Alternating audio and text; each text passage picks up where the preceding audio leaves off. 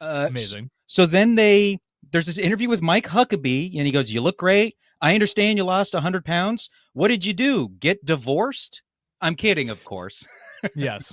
And then So that yeah, leads. this whole thing is this bizarre back and forth about the nature of marriage, where Huckabee is just it's they talk about it for a while, but it's unclear what it is. He had gotten a quote covenant marriage in Arkansas, which, from what I deduce from this segment, is basically like doing that employment thing where you sacrifice your right to litigation and agree to like binding arbitration, but for a marriage, where he has like entered some kind of marriage with his wife where like legally like divorce is no longer an option, but they have the right to submit to some kind of like counselor or arbiter or something like is that what you gathered from this? I didn't get that, because I thought at one point Tim Robbins after this even goes like, "But this is not a real thing we're talking about, right?" I thought it was just like a ceremony where you essentially make an agreement. We have to go to counseling before we get divorced. Like, Yeah. I didn't know that it was like a fucking Jimmy John's employment contract where it's like, well, I might be wrong about this, but this is kind of what I gathered, because they then keep talking about like the nature of marriage as like a legal government contract, which again, I think there is something interesting here in how like this personal relationship thing exists as a legal entity in the government. And obviously we've spent a lot of time and will spend a lot of time in the next two administrations arguing about this, but like the jumping off point of whatever this covenant marriage thing is about weirdo Mike Huckabee and his like, revanchist religious family putting some kind of new marriage institution in the state of Arkansas.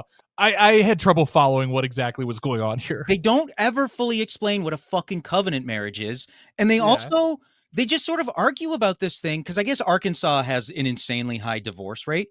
And I don't know if you're married or not, but I know you've count the rings, bitch. Okay, yeah, and you guys have been together. It is like, it's a thing. I also understand the other side of like, look, people should know. It's like, look, man, a marriage doesn't fix anything. It's not going to solve any problems you have beforehand. Will be there afterwards. And like, there are times where it is worth it. There are times where it's like, why don't we? A thing I like about marriage, and I've always said, it's like, marriage is great because it puts an extra roadblock up to breaking up. So it's like, yeah, and I don't have this kind of like, I don't get as emotional as I used to, but when I was younger with my first wife, there were times where we would have some big fight. And I remember thinking like, man, if we didn't have paperwork we would have to file, I wonder if one of us would just be breaking up with the other one right now. And then, you work through it and you're like, oh God, imagine if we'd broken up, that would have been horrible. That to me is one of the benefits of marriage. And I think there's a point there, but it's like Mike Huckabee kind of poo-poos this thing of like, divorce. Yeah, sure. There's abuse, or it's bad for kids, or the person leaves. Yeah, I get all those. But like, what about the times when it's just, and Bill Maher goes, but like, what if you're just not happy? Like, why can't you just get divorced if you want to get divorced? This whole segment and the panel discussion after it is definitely the wackiest and hardest to follow thing here, because they're all like talking past each other in a weird way, where some of them are having this discussion about like, oh yeah, it's nice to have this institution that like shores up a relationship in an official way, but then also like at different points they're trying to make the argument that the state has a like ethical obligation to enforce loveless marriages, and I can't quite tell who's on which side or the other. And then they're also like kind of trying to like grope at maybe talking about the idea of gay marriage, but it doesn't quite fully get into the thing, other than Bill trying to be like, well, let them do whatever they want. It's a very bizarre conversation. I can't quite even tell what the terms of it are throughout this entire thing. And I guess we can move right back into the panel. Although the thing ends with Bill Maher goes, I got to ask, what happened to the American value of rugged individualism? And as he's saying that, all I could think of was Tony Soprano going, whatever happened to Gary Cooper? Well, yeah.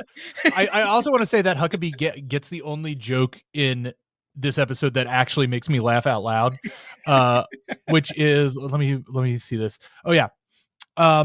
Mars making the point, look, a lot of successful people never got married. It's not dependent on success. A lot of successful people never got married, like Oprah or the Pope. And Huckabee's just right back with well, maybe we can get them together. I don't know.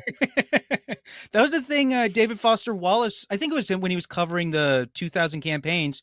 He's like, everybody likes Mike Huckabee.